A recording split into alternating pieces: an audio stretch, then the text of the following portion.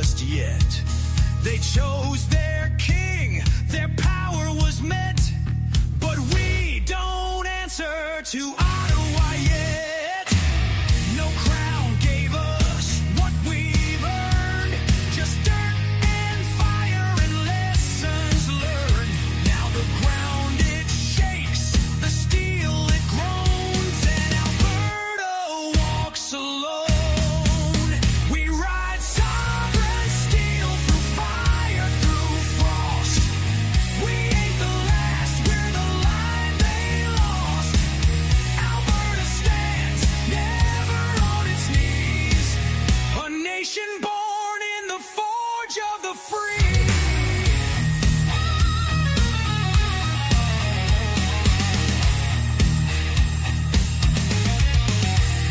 From the rigs to the rails, the crops to the code, we lit their streets, we bore their load. They laughed at pride, they mocked the West, but freedom don't die, it just waits for the test. The cowboys ride, the farmers rise, 5 million strong under open skies. No leash, no lie, no foreign throne. This land is steel and it stands alone. We ride sovereign steel through fire, through frost. We ain't the last, we're the line they lost. Alberta stands, never on its knees. A nation born in the forge of the free.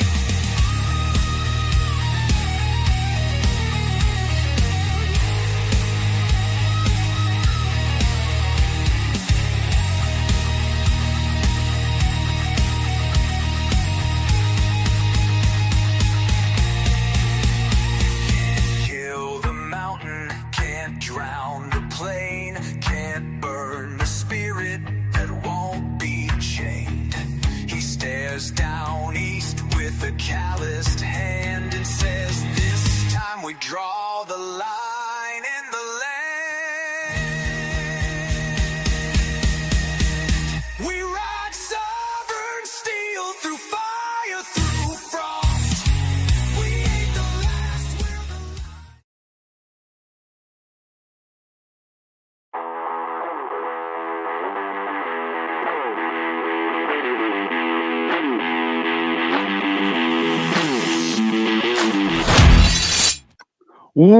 Welcome. It's 7-Eleven Daily Summary with Bruce Scholl. So excited to be here. What an exciting time to be alive. God bless you all. Thank you so much for participating in your freedom. Coming to you from the greatest province of Alberta, soon to be nation of Alberta. We're going to continue to work towards our freedom here in the western province of Alberta. I'm excited to have you here. Thank you so much for participating. Make sure to share this out. Get some more eyeballs on this information. We have got to wake up everyone, anyone who's willing to participate and get activated. All right. I have an exciting show. I'm excited to be here. Like I said, what an extraordinary time to be alive. But I have this great guest that I had reached out to after seeing an episode of Jimmy Dore, which I love watching Jimmy Dore because, you know, he's really a leftist, but obviously has seen the light and has, I don't know if he's necessarily turned the corner and become, you know, conservative, but he's certainly realizing that there's certainly something, there's some sort of a wizard behind the curtain. And so when he speaks, when he has people on, it's always he seems very genuine in regard to his newfound understanding of what the world is really about. So anyway, I saw this guest, Mark Bishofsky, on there, and I knew he was one of those warrior types that I love to bring on to really show that you know, average people are the warriors today, and Mark Bishofsky really exemplifies that, and so I'm excited to have him on. Before I get into that, I like to support local businesses. One of my favorites is a longtime supporter of Unscrew the News, and that's nuggetstacker.com. I am not your investment advisor, but I do suggest protecting your family's wealth with gold and silver. Silver's at a great rate right now. Let me just see what the spot price is. Just a hair over $80 Canadian per ounce, and it's always a good time to get gold and silver. I like silver myself, but anyway, give them a call, 1-866-644-2121, nuggetstacker.com. Up in the top left-hand corner, there's a QR code that will give you a bit of a discount. They'll send you anything over $600 free of charge anywhere in Canada. Get some gold and silver from nuggetstacker.com. All right, we're going to get into this. I'm coming to you from, like I said, Calgary, Alberta, but I'm unapologetically Albertan. I'm searching for the truth, and I'm ready to defend our way of life. It's July 20th, 2026. This is episode number 293. Mark Bishofsky, medical freedom warrior. I want to bring a little clip up here first before I bring Mark on to show you a bit of why I had him join me tonight. So here he is. 1 second. Vaccines on young men and women who have a greater risk of getting myocarditis from the vaccine than they do of even being hospitalized from COVID. And he got red in the face. He said, I don't have the bandwidth for this. Got really angry with me. And within 10 minutes, I was being walked out of the hospital by security. So do not question them. It was the message. Well, we've heard this a number of times. We've all heard that similar story, but I want to welcome Mark Bishofsky. Mark, thanks very much for joining me. I'm just going to read a little bit about you here to the audience. Mark was a Minnesota respiratory therapist who spent 25 years in critical care before walking away over the 2021 vaccine mandates. He's become one of the most persistent voices on COVID hospital protocols, arguing that early intubation practices ventilating patients who barely needed oxygen killed tens of thousands of people. Founder of Stop the Mandate Minnesota, he told his story this June on Jimmy Dore's show, which you just saw a clip of, and writes The Truth Expedition on Substack. He's also on YouTube, Rumble, BitChute, all those other platforms. But I want to welcome Mark Bishofsky. Thank you so much for joining me, sir. It's a pleasure to have you. I'm glad to be here. Thanks for having me. Appreciate it. It really is an honor, after watching you on Jimmy Dore and, hearing a bit of your story, I identified in many ways, you and I were talking before hitting record about, you never wanted to do this. You never wanted to be in these shoes. You never wanted to have a show of your own or a Substack. And do you mind just giving us a little explanation of what that entails as far as you're concerned? Yeah, like I said before we hit record, this is nothing. Being an activist, running for House, almost ran for United States Congress. Having rallies with thousands of people and marches and working for Dr. Pierre Corey, all these things never in a million years would have ever thought would have been in the cards for me. And before, up until 2019, though I had been aware that the world was headed down the wrong path, 9/11, all that stuff, I knew kind of what was going on, but I was just trying to be a dad, go to work, try to be the best dad I could be, the best husband I could be, just wanted to, fly under the radar, be in the woods, camping, fishing, hunting, and then, COVID happened and changed everything and got me off the couch. Well, it is one of the, I guess, the Achilles heels of many of the progressive or many of the conservatives is that we really just want to be left alone. And we sort of expected that the majority of, and I'm speaking for you and many other conservatives, but as far as I'm concerned, we just thought that everybody was like us, that they just all wanted to live, their own lives, and nobody was really going to disturb us because we were, I don't know. How do you explain that? I've never thought about this before, but it's, really, we just wanted to be left alone and do our own thing. And they just came in and ruined it, Mark. Yeah, I mean, I feel the same way. And you're right. Conservatives are conservative in many ways by nature. They're conservative with their dollars when it comes to asking them for money for a campaign. They're conservative with their time to give that up for those types of things. They just want to be left alone. And I was the same way. But I think more and more are getting up, stepping out there and doing something. I think we are kind of entering an awakening to a certain degree. But what I would like to see is, because like you mentioned, now Jimmy Dore, he came from the left. He's a leftist. He's woken up now to the fact that it's all corrupt. And what we need to do is we need to unite. So it'd be great if people on the left, people on the right could come to that same conclusion that our government, the governments of the world, are causing all of our problems, and we need to shrink them down, hold them in check. We need a revolution. I can't say that you're wrong. I think that you're right on track. And I know during COVID that was your awakening, like many of us. And the stories that I heard, if you don't mind explaining a little bit about it, but you were a respiratory therapist. You were working in a hospital or many hospitals. I don't really know. But do you mind explaining how you came to this position, just so for our audience to get a better understanding of where you came from and what propelled you into this? So I didn't tell the audience, but I think it's fairly obvious from your background that your podcast and the Substack is called The Truth Expedition. I didn't mention that, but I think it's fairly obvious. But do you mind explaining a little bit about how you got here and what really shot you out of the cannon? Sure. Yeah. So in 2020, when this whole scamdemic rolled around, I had been a respiratory therapist at that point for about 21, 22 years. Been working in ICUs with people sick with pulmonary disease for that time in big hospitals for the most part of that.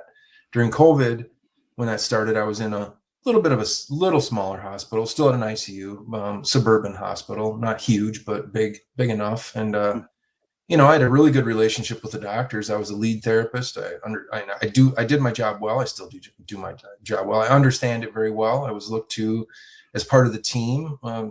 They respected me, all the doctors.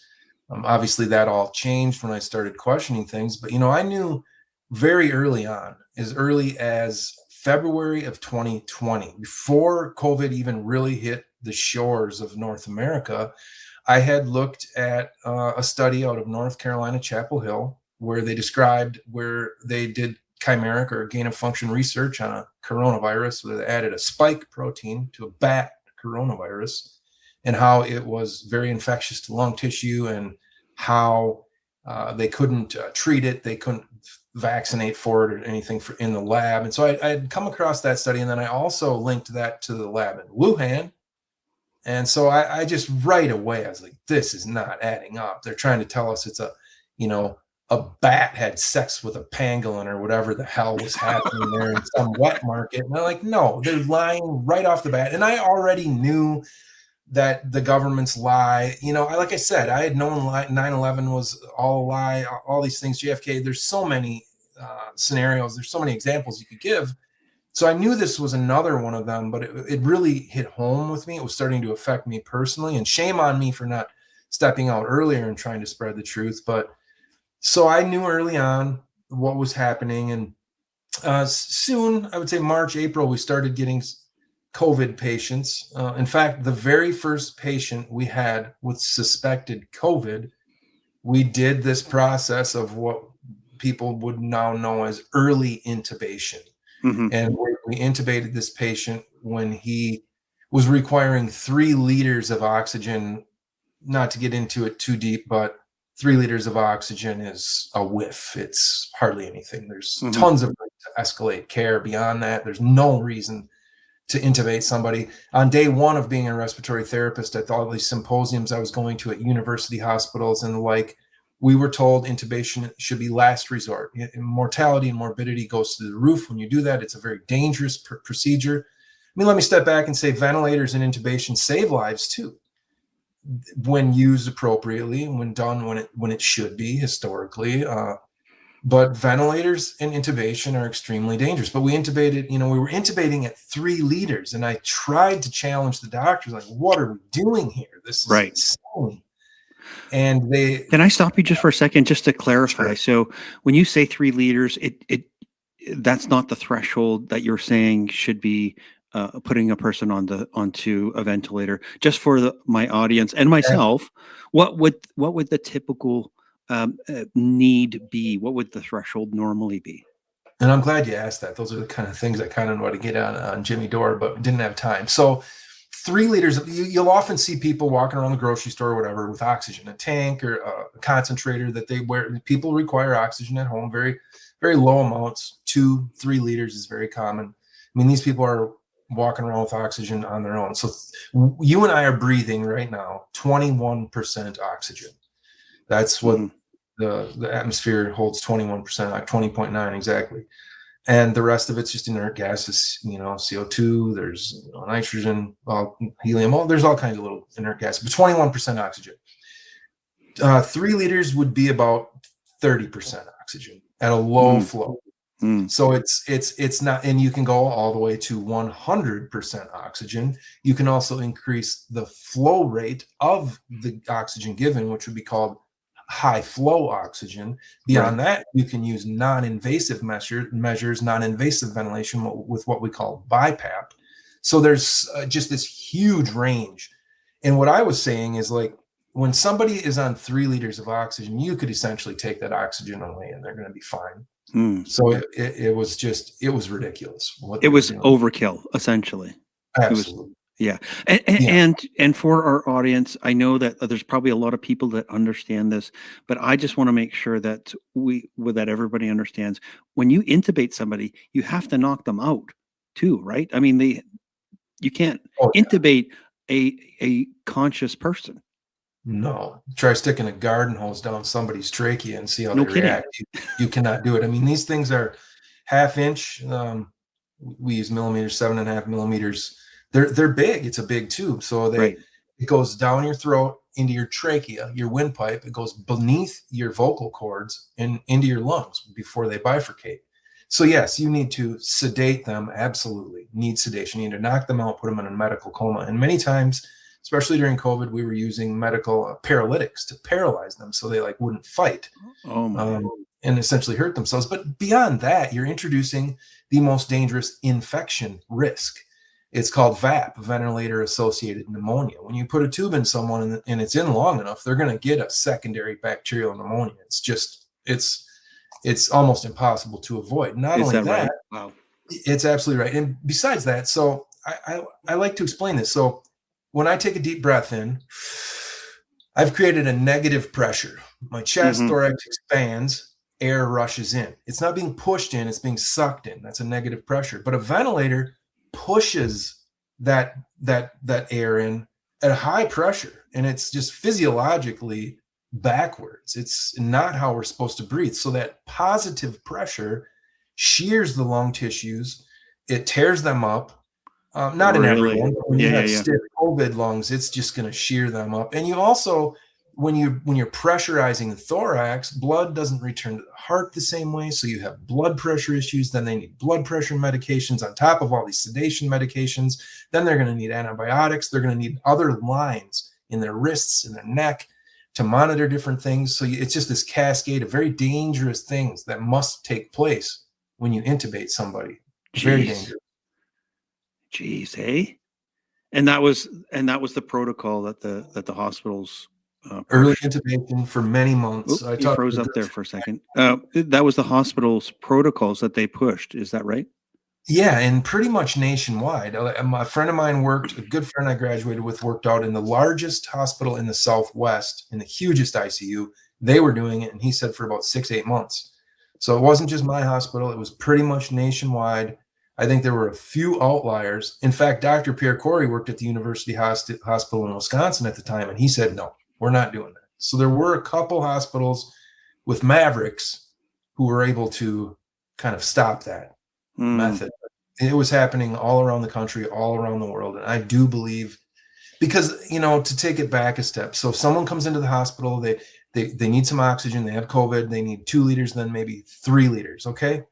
Intubate them or not. I saw so many people after they stopped doing this that would need 3 liters, next day and maybe 4 liters, a couple days at 4 liters, and then the next day needing 2, the next day none. They walk out of the hospital. Now that same patient, if you intubate them, you're putting them at a great risk of dying. There are so many tens of thousands of people that I'm sure of that died due to early intubation. Had we not intubated them, they probably would have walked out of the hospital in a few days for many patients. So were you talking to other respiratory therapists, or you obviously are talking amongst other people in the hospital or other friends? Like, so you saw it, obviously, I mean, Pierre Corey, who's well known in this field, was obviously talking about, you know, this early intubation being bad. But I mean, were you talking to other respiratory therapists or other people in the field that were also on board? And then they're going, "What? I don't understand what's going on." Is that what you experienced, or were most of them just going, I don't know. I mean, I'm just following whatever they say. Where did that fall? Most of them were just what I say is zombies who walk around and don't author their own thoughts. I mean, none of the doctors would listen to me. There was one respiratory therapist I worked right next to who was right on board with me, very aware it was all bullshit. And we actually both quit this within a week of each other. We couldn't handle it anymore when these vaccine mandates came. And there was, like I said, my friend out in Arizona, he was very aware of what was going on and getting reporting to me. And I had a friend in Florida, but very, very few people. I mean, amongst the people I worked with directly, all the nurses, the doctors, the vast majority of respiratory therapists were just going along with it. You know, they were afraid themselves. The fear mongering worked on them, and just not thinking, not willing to see what was right in front of them. They knew it was wrong. And in fact, like I said on Jimmy's show, like after we stopped doing this early intubation, I approached a doctor and he said something like, "Yeah, that was probably the wrong idea." And I was like, I told you that, you know, I tried to tell you that. And he's like, "Well, we didn't know any better." You did know better. Right. You did know better. You just weren't willing to think for yourself. You were following what the media was saying and wherever the hell this protocol came from. So during that process, I just want to get more of an understanding, because I know that we all, you know, were traumatized by what happened. But when you're in the moment and going through this and questioning it, how were you able, like, obviously most of the people in your hospital they were just zombies, like you said. They were just doing the protocol, not questioning anything. So was it social media that you were finding some respite, or was it your neighbors, or how were you finding it? Because obviously it was a terrible, terrible time, and working in that industry, I can imagine that you could see that this was harming people, but I mean, you really couldn't do much about it. So where was the respite, or how did you find some solace, I guess, in that? You know, my one friend who I worked with, who was a respiratory therapist, we would talk and support each other in our knowing. A couple friends I had were awake to this. My wife, my God, my wife. She's also in healthcare, and she saw it right with me, and we would support each other. I mean, that's how it happened, until I kind of stepped out of bounds and became an activist, and then I was surrounded by thousands of people. Yeah. But until that point, I was just kind of screaming at the walls and trying to talk to doctors. I kept trying. I tried to get ivermectin, hydroxychloroquine, high dose vitamin D. I tried all these things. I wasn't going to back down. In fact, the president of my hospital, the CEO, was like a libertarian, thinking very like-minded with me. And I had an open door with him. I was able to barge in his room and be like, "What the F is going on here?" Like, and I told him, they're gonna mandate this vaccine, and when they do, you're gonna have to walk me out by security. And I was joking, which ended up happening. But so I did have a couple people In fact, my direct manager was very much in line with things weren't going right. But, you know, and I even asked the president of the hospital is, when is your fucking paycheck? When are your morals going to trump your paycheck? You know, this is wrong, but you need your job more than you have principles. So those are the kinds of things I was doing. And I was pushing the line, like almost wanting to get fired. Yeah. But I guess that there was such a shortage of respiratory therapists, I was able to push it pretty far and not get fired. All right. So, so was it February 2021 that you left the hospital? You left your job there, or because you said obviously you weren't going to do the vaccine, you weren't going to participate in the vaccine because they were mandating everybody to take it. Is that right? Absolutely right. So it was actually August of 2021. So, you know, the very first people were getting their jabs. I even refuse to call them vaccines anymore. I sometimes slip up. It's gene therapy. But in the United States anyway, the very first like medical workers were able to get them end of December 2020. And then in 2021, like everyone was getting them, and elderly, and then so on. And that's when I really started being vocal, like, damn it, you're going to mandate these things. Don't you dare. And then it slowly crept along. They kept pressuring. And then all of a sudden, one day in August, the email came across my desk and it said, you're mandated to take this vaccine. And that moment I became an activist. And within 2 hours, I was prepping my rally. And I went from shy dad wanting to be camping to full-on crazy activist who didn't sleep for days, trying to wake people up. I was standing outside the biggest hospitals in the Twin Cities with a sign by myself, handing out flyers, trying to get people to activate and to do something. So that's kind of how that all rolled out. And then shortly after, ended up leaving the hospital in October. I gave a 2-week notice actually, because they mandated it in August. They gave us time, and the time was starting to run out. And I was just like, you know, I'm done. I give you my 2 weeks. I'm not going to just leave you. I have principles. I know you don't, but I do. I'll give you the 2 weeks. And like I said on Jimmy's show, on my last day of work, doing my job, the medical director walked up to me and he says, I understand it's your last day. We're really sorry to see you go. You're a great therapist. You know, he's saying all this stuff, which is nice of him. Great. But so at a very calm tone, standing in the hall, I said, well, thanks for that. But can you tell me why you're pushing these vaccines on young men and women when you know that the risk of myocarditis is much higher than even being hospitalized with COVID? And he flipped out, got red in the face, just flipped out, got so red. And he said, I don't have the bandwidth. I'm not going to talk to you about this, because he didn't have a good answer. And within 10 minutes, I'm being walked out of the hospital by security. That was quite an interesting experience. Wow. How did that feel?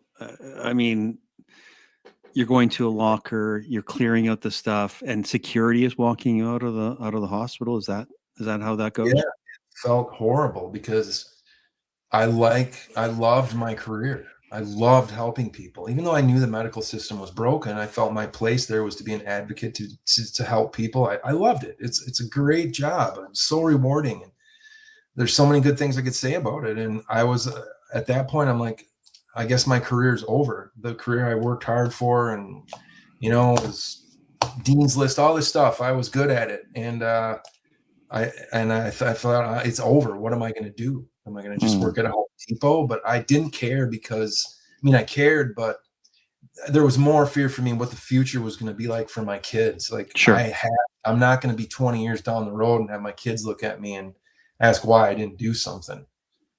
So I can. Yeah, Daddy, why didn't you stand up to say anything? Yeah, 100%, right? I was afraid. You know, getting walked out of there was a very surreal experience. I didn't know what was going to happen. I was already an activist at that point in October. I'd already had a couple rallies.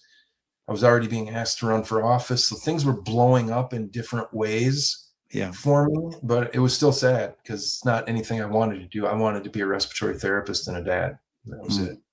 Okay, well, let's get into respiratory therapist later. I want to get into activist dad. So at that point, you're organizing rallies, and you said something like you had 7,000-ish people at these rallies. Is that right? In Minnesota somewhere, right? Yep, at the state capitol. So oddly enough, so this is strange. So that day that vaccine mandate came across my desk, I looked at it, and I remember sitting back in my chair. I threw my papers up in my pen. I grabbed a Post-it, and I wrote my phone number on it, and I wrote, text vaccine to this number if you're against mandates. And I started handing out these Post-its to people, and the word spread, and all of a sudden my phone started blowing up. My phone started blowing up. So within a couple hours, I had like 80 texts. And then by like 7 p.m., after about 6 hours, I had like a couple hundred texts. And then I went and stood outside that hospital the next day, handing out flyers to text vaccine to my phone. I didn't know how to be an activist, and that's not how you want to do it. So, because I was up all night for nights trying to organize these texts, but I had a rally that Sunday. So this is a Wednesday that I started. And by Sunday, I had a rally in my little hometown with 1,000 people. Amazing. And a month later, and I mean, it was crazy how many people there. I expected 100, and there were 1,000. And then within a month, I had a rally at the state capitol with about 7,000 people. I had Del Bigtree as the main speaker at that rally. And yeah, it just blew up, but the media wouldn't cover us. You know, if it was a rally for trans rights or BLM, there would have been media trucks all around. But, you know, even if there were 10 people, but 7,000 people fighting for freedom, the media wouldn't cover. And I know why. They didn't want to give us any traction. They didn't want to alert others that there was a movement to stop the madness. So, and then I had another rally after that, which was followed by a march to the governor's mansion. This march had 5,000 people walking down a sidewalk in St. Paul, Minnesota, right downtown from the Capitol to the governor's mansion. And the media didn't cover that either. And we're talking, this is the biggest march, maybe one of the top biggest marches in Minnesota history, and the media doesn't cover it. I mean, what does that tell you? It was bizarre that we got zero coverage. So that's kind of how the activism went. I mean, there's a lot of details in between, but that's kind of how it all unfolded for me. Very unexpected, kind of miraculous how it got so big. I don't know how it happened. Well, and I'm just looking for pictures of the rally. I don't know if I found exactly the one, but I had a couple I sent to Jimmy if he was going to want to put them on screen. He never did. Extended stay-at-home order. No, that's not it. Well, that's an amazing story. It really, like you said, you didn't plan on this. You didn't want to be an activist. You just wanted to be a dad. But obviously, it pissed you off, like many, many other people, to the point where you're like, I got to do something about this. And it's a great story. I appreciate you sharing that. And you can look back and hold your head high that to your boys that you did what you needed to do to make their world a better place. That's all I can think of as well, is that we're working towards wherever you're at, whether you're Wisconsin or Minnesota or Canada. We saw the tyranny, we saw the insanity that was coming down. And you had to make a choice whether you're going to live on your knees or die on your feet, right? And and amen, you did that. All right. So as far as respiratory therapy was concerned, you said that you're working today. Are you just casually, or are you able to get back into it? And is that something you want to do now? Are you feeling like this is still a calling, or is it just sort of secondary today? Well, like I said, it's a job that I loved and still do love. There was a period there, like I said, where I thought my career in respiratory therapy was probably over. I had to hide my social medias in order to get rehired. But yes, I do work at a few hospitals actually, as what we call a casual or per diem employee. My main employment with Dr. Pierre Corey at the Leading Edge Clinic. If you're looking for real healthcare, drpierrecorey.com, there's a little plug. I mean, that's the unbelievable providers. But yeah, so I still do have my feet in the door in the conventional medical system. And I feel like we need voices there. Like, I don't get political there. If I see something egregious, of course I'm going to say something, but I think you need people there that will advocate when they see something bad going on. And again, I love the job. I love helping people. That's what I want to do in my life is, I feel like my life's full. I want to just help others. I want to raise my kids. And again, I love respiratory care. It's a challenging job. It's interesting. You get to work with sick people with, fancy machines, and you get to be a part of saving people's lives. So I still do have my feet in the door. Yeah. Don't you think though, healthcare in general, I mean, you talk about being an advocate, and we went through some major stuff with our kids, and you really have to be an advocate, I believe, and that's what you would want in a medical professional, is somebody that's willing to advocate for, not necessarily just what the protocols say, and not just what they're thinking outside of the box and looking for alternatives. And so I appreciate you, and I'm sure many of your patients also appreciate the work that you do, and obviously thinking. So God bless you. Thank you so much for doing that. Continue to do that, man. Appreciate that. When you talk about advocacy, and that was one thing, why do you think they isolated patients during this COVID thing? They could not have a family member there to advocate for them, and there was a reason for that. Yeah, it was tragic. That was one of the more tragic things that I saw, is watching these people die alone. It was just horrific. No family. They would look at them through the window. It was unbelievable. Unbelievably a tough time. I'm just going to show your Substack, so that people can find you and what you're up to. The Truth Expedition on Substack. You can go through it here. Obviously, you're talking about flock cameras. My God, we have a lot to talk about. Sorry, go ahead. We cover everything on the Truth Expedition. So Gunnar couldn't be here tonight, my co-host and co-writer. He's a geopolitical expert. He's probably listening right now. Gunnar, I hope you feel better. But he knows all about what's happening in Israel, Iran, Palestine. And so we write about everything from medical to flock cameras to the war. He's got a Mideast Brief series he writes. So it's really a little bit of everything when it comes to covering the lies of the media and the New World Order. Well, as we do on Unscrew the News, we talk a little bit about everything, because it's not one stream. It's not just COVID that is the attack method. It is thousands of points that are coming at us. That's what I believe, and I see that you guys are probably on the same sort of pathway. But we have so many different things that are coming at us. You just mentioned the flock cameras. Obviously, the grid is in the process of closing that gate, and making us perfect slaves.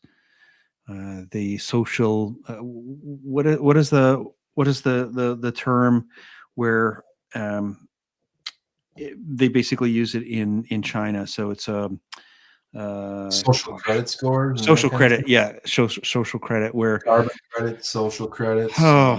Be connected to your digital wallet with your digital currency, which can be shut off at any time while you live in your 15-minute city, being surveilled on everything you do. Yeah, it's coming. Yeah, well, we in Canada, I don't know how you guys are close to Canada, so you probably notice how insane we are. But we pay carbon tax so that we can change the weather here. But for some reason, we're not paying. Somebody's not paying their carbon tax enough here in Canada. We're not changing the weather too quickly. Yeah, good old global warming, or global something. Now it's not warming. I think it's cooling that they're going to chase down, but it's it's climate change. That's what they call it now, right? Because they couldn't nail down that anymore, because they want to put all these data centers in, which are going to suck all the electricity. So I don't think they can claim they give a shit about carbon. Oh, it's insane that people actually believe this crap. That's the part that drives me insane. Is friends, family, just people driving down the road that are still wearing their masks Mind And control. Are you familiar with Jason Christoph? I think he's a Canadian. yeah, for sure. He's I a am. mind control. So we interviewed him. Actually, maybe see if we can get him on your show. But he's Yeah, that would be great. mind control is real, very, very real. And he shows examples of how it can happen in acute situations and chronically amongst society. And it's real. We're propagandized. We go through 12 years of government indoctrination in schools. And, we're all nothing but a product of our past experiences, what we've been exposed to, what we've read, what we've listened to, what we've been taught. And that's largely been curated for us to be a certain way. And some of us can kind of recognize that and step back and realize it's happening. But others, I swear, they walk around, and the way I say it is they don't even author their own thoughts, because you're not in control of your subconscious. That's all stuff that's been kind of put there by the system. It really is. You're not in control at the electrical and chemical level to spur these thoughts that come to your subconscious. Where do they come from? They come from this mind control, indoctrination. The indoctrination is well formed in my part of the world. You know what? In my part of the world, we're a little bit of an anomaly, I think, Yeah. in Canada. And in the western province of Alberta, we are in the process of separating from Canada. So, all of the forces are against us right now as we sort of trudge towards this end goal of sovereignty and independent freedom. But I don't know. I don't know where I want to go with that, but it's such a huge topic. There's so many things that are coming at us. Mark, I want to have you on again, because you and Gunnar, I think that we can have probably some really interesting conversations in any of these topics. I think it would be fascinating to have more conversations with you in regard to that. Yeah, we'd love to, and it'd be great. The timing's right for geopolitical conversation when it comes to what's really happening in the Middle East and why. I think people need to understand it's not what we're being told. Well, as you said before, you knew 9/11 was a hoax, and JFK, and many other things that we can get into, but our governments have not been truthful with us for a very long time. And there's so much when you start to go down the rabbit hole that you start to realize, okay, well, if that's a lie, then this is a lie, then this is a lie, then this is a lie. And it's so hard to find the bottom of that hole sometimes when you start to unravel. Yeah. I'm guessing you guys are probably in that process as well. Yeah, that's why it's called the Truth Expedition, my show, because what is truth anymore? Like 2 + 2 is 4. I'm pretty darn sure that's a truth to me. But they're trying to claim that a man can be a woman and all these things. And even I think it came out of the Canadian Society of Mathematics, where they said 2 + 2 = 4 is a white Western, ideology. I mean, they're trying to change everything. So what is it's racist? Truth? It's Truth racist. is what Math feels is racist. right to people. Yeah, it's a racist. 2 + 2 + 2 + 2 is 4 is racist, is what they try to say. It's I don't know what is truth anymore. And history, his story, history. Right. It's a story that's been told to us. How do we know what's true? We don't. We know they lie all the time. So how big are these lies? How deep do they go? We may never know. Well, this should be really interesting. So we're going to unscrew the news with a Truth Expedition. We're going to have another episode here, hopefully in the next month or so. I think that would be wonderful. And if you can put me in touch with Jason Christoph, I would love to have him on as well. That would be fantastic.